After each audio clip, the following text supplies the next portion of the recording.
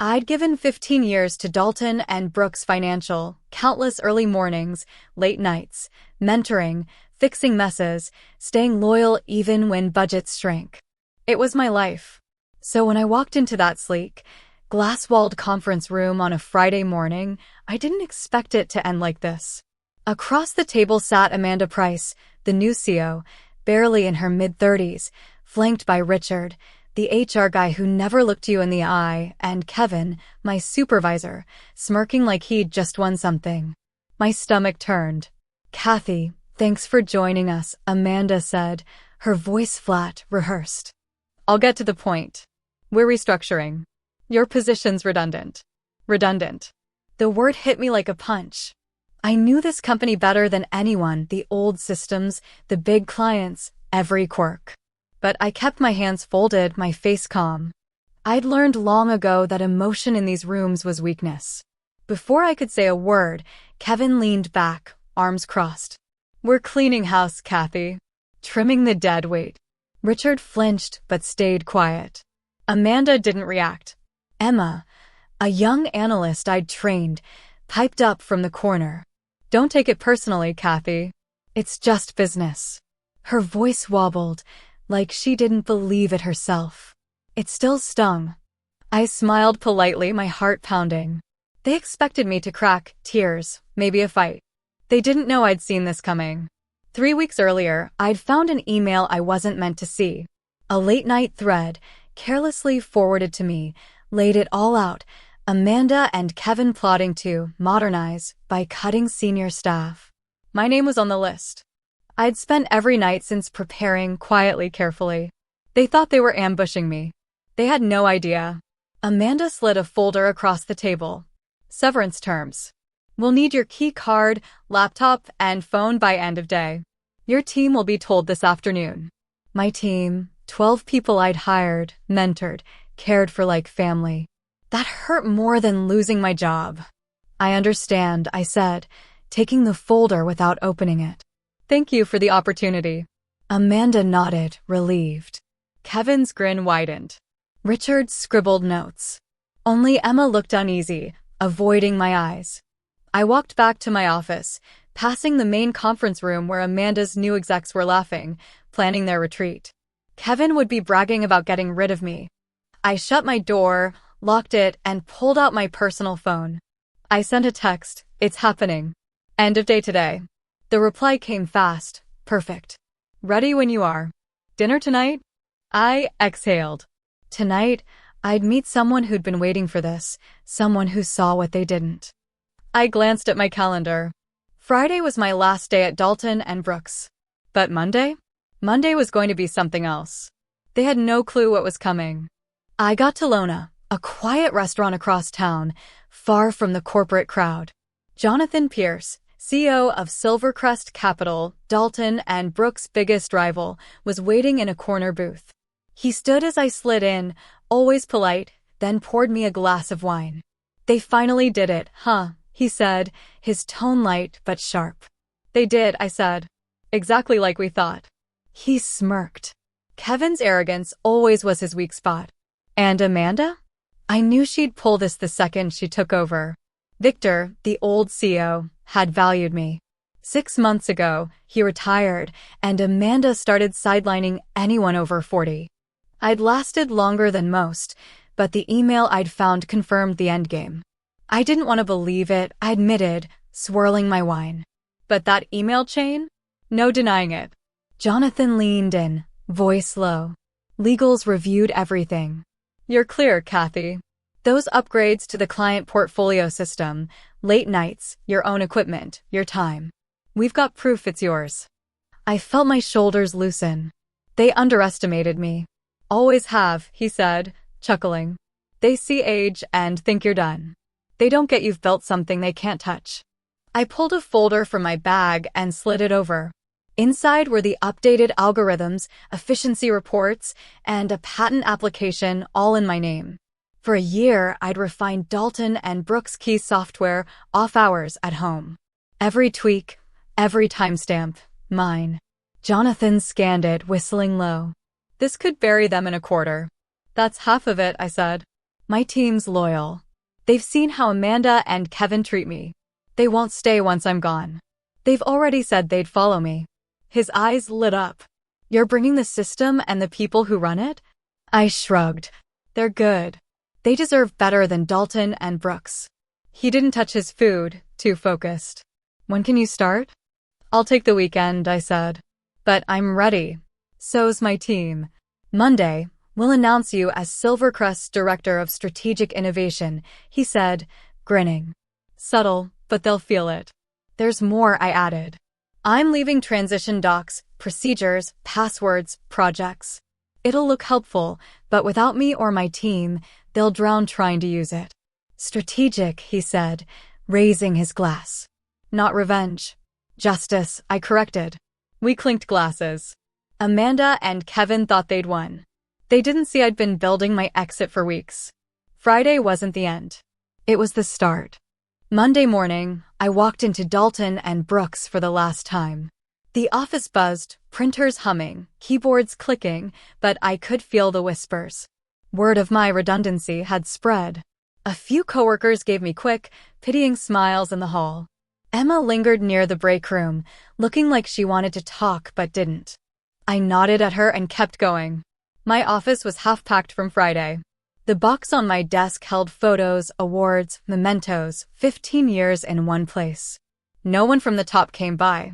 Not Amanda, not Richard, not even Kevin. For all their swagger, they couldn't face me. I spent the morning organizing files, every process, password, project I'd touched. Not for them, but to prove a point. It'd look like a lifeline, but they'd choke on it without me. My team trickled in one by one, pretending to drop off papers or ask questions.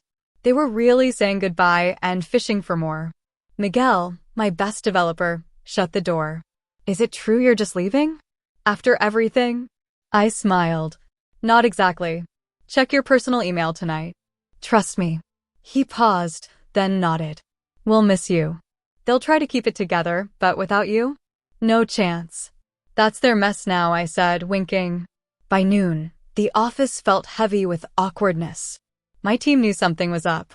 Richard showed up for the exit interview, clipboard in hand, looking miserable. All work you did here stays with Dalton and Brooks, he droned, sliding over an NDA. Anything I made with company resources, sure, I said, signing slow, letting the words hang. He didn't catch it, too busy ticking boxes. Any proprietary info? He asked. I've taken nothing that's theirs, I said. True enough. That was it. I taped up my box. As I stood in the doorway, Kevin appeared, leaning against the frame, tie loose, smug as ever. Leaving so soon? Don't let the door hit you. Good run, Kathy, but we need fresh blood. No hard feelings. I kept my face blank. No hard feelings at all. Enjoy retirement, he added. Gardening, maybe?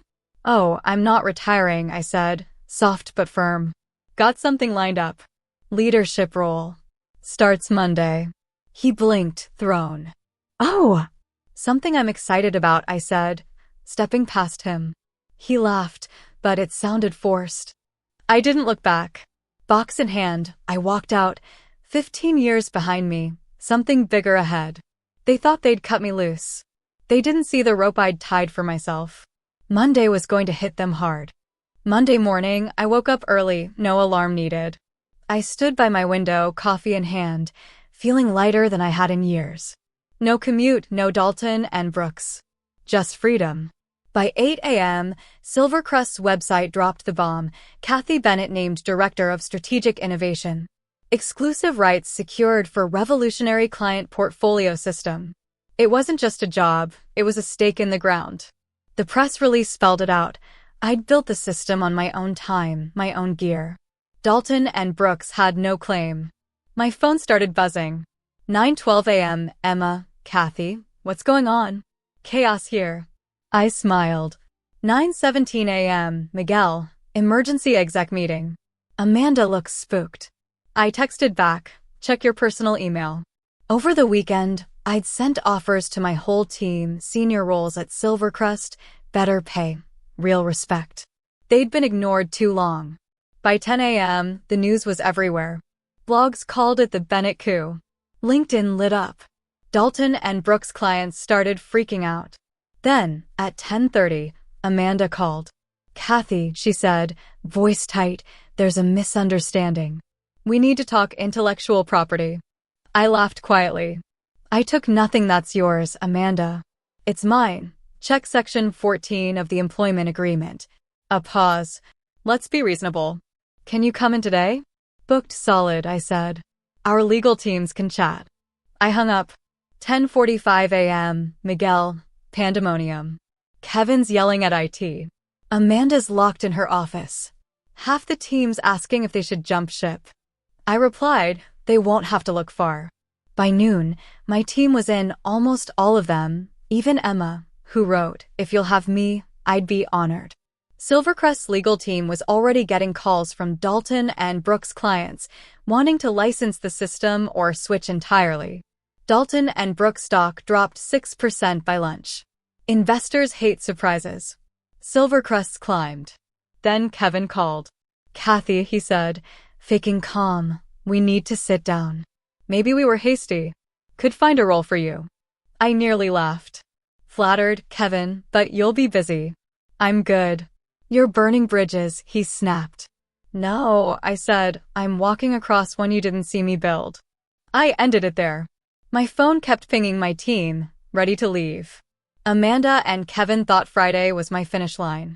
It was their starting gun. The week was just getting started. Tuesday morning, Dalton and Brooks was cracking wide open. Blogs were tearing into it, financial shows guessing how long they'd last. Clients were calling Silvercrest, ready to bolt.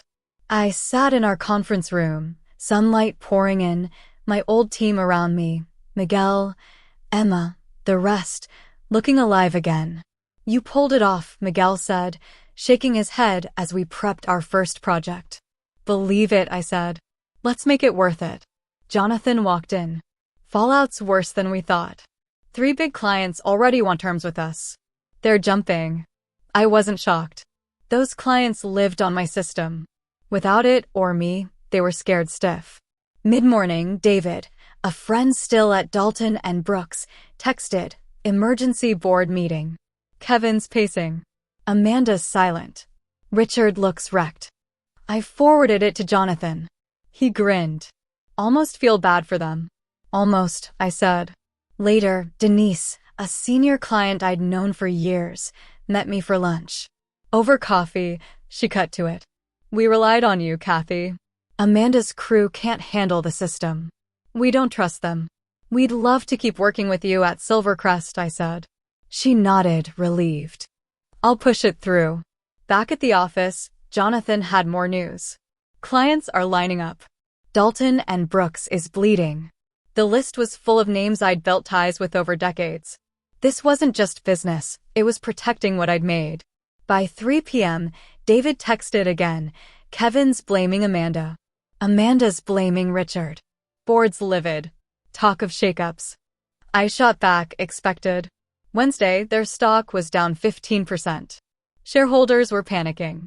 People from Dalton and Brooks, beyond my team, started hitting me up, asking if Silvercrest was hiring. The ship was sinking fast. At 11 a.m., their general counsel called our legal team, begging for a meeting. "They're cornered," Jonathan told me. "Want licensing." "They'll want it cheap," I said. "Won't happen." Our terms were ready. Big fees, retroactive pay, and a public nod to me as the system's creator. That had hurt Amanda and Kevin more than the cash. That night, Miguel showed me a headline. Dalton and Brooks execs out. Amanda Price. Kevin Rhodes stepped down. I let it sink in. "How's it feel?" he asked. "Like justice," I said. After 15 years, they'd tossed me aside. Now they were gone, and I was still standing. The inbox filled with congrats from Silvercrest. Kevin's dead weight line echoed in my head. He was wrong. This wasn't over yet. 2 weeks later, I stood in Silvercrest's conference room, staring out at the city. The licensing deal was done. Dalton and Brooks had caved, full fees, backdated, and a public statement. Kathy Bennett, sole inventor of the portfolio system, recognized for her contributions. Jonathan walked in, grinning. It's official. They've posted it everywhere. No hiding now. I let out a slow breath. Weeks ago, they'd shoved me out. Now they had to admit I'd been their backbone. Grateful, they'd said. Funny how that worked. Silvercrest was soaring, clients who'd followed me settled in fast, and the new system upgrades I'd held back were crushing it. Miguel and Emma popped in. Check this, Miguel said, handing me his tablet. Headline: Dalton and Brooks faces investor revolt. Board grilled over mismanagement. Talent loss. Emma smirked. Vultures are circling. They'll limp on, I said, but they'll feel this for years. Later, Denise from their legal team called. Kathy, I'm sorry how it went down. Some of us fought it. Regret dripped from her voice, but I knew it was about their survival now. If we could work together again. They've got rebuilding to do first, I cut in, polite but firm. Call over. That evening, walking through Silvercrest, I felt the difference. People listened when I spoke. My age wasn't a joke, it was proof I knew my stuff. My team thrived, Emma leading a group with confidence, Miguel backing her up. Seeing them shine hit harder than any title. Jonathan caught me by the windows. You've changed things, Kathy. Not just here, the industry's talking. Maybe, I said. Next time, they'll think twice before ditching the dead weight. The sun dipped low, and I let it settle. Not revenge, but satisfaction. For me, for every worker told they're too old, too quiet, too done. I didn't just beat Amanda and Kevin, I showed what loyalty and know-how are worth. What a ride, right? Kathy didn't just take the hit, she flipped the game and won big. Loyalty, smarts, and a killer comeback, proof you don't mess with the quiet ones. Want more stories like this? Subscribe below so you don't miss the next one.